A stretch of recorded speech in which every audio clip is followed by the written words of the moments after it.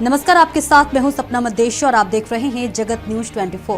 तो आइए शुरुआत करते हैं कुछ खास खबरों से। નમસ્કાર. સુરત જિલ્લામાં છેલ્લા 4 કલાકથી એટલે કે વહેલી સવારથી સતત વરસાદ વરસી રહ્યો છે.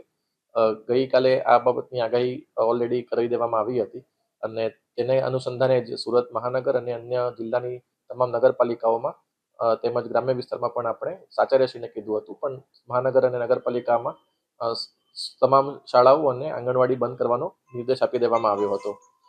સાથે સાથે અત્યારની વાત કરીએ તો અત્યારે તમામ તાલુકામાં વરસાદ વરસી રહ્યો છે અને આજે રેડ એલર્ટ જાહેર કરવામાં આવેલું છે, પરંતુ અત્યારે કોઈ ભયજનક પરિસ્થિતિ કોઈ જગ્યાએ જાણવા મળેલી નથી. સુરત મહાનગરપાલિકાનો સ્ટાફ તેમજ સાથે સાથે તમામ મામલતદાર ઓફિસીસ અને તાલુકા પંચાયત ઓફિસીસને પણ આ બાબતે રેડ એલર્ટ આપવામાં આવેલી છે, તેથી તમામ તૈયારી સાથે ઉપલબ્ધ છે અને તમામ કંટ્રોલ રૂમ પણ આપણા કાર્યરત છે, એટલે કોઈ પણ વ્યક્તિએ ગભરાવાની જરૂર નથી. અને અત્યારે હાલ તાપીનું સ્તર પણ જે છે તે અત્યારે મર્યાદામાં છે. સતત અમારી ટીમ જે છે વોચ રાખી રહી છે અને કંઈ પણ અપડેટ હશે તો અમે આપીશું.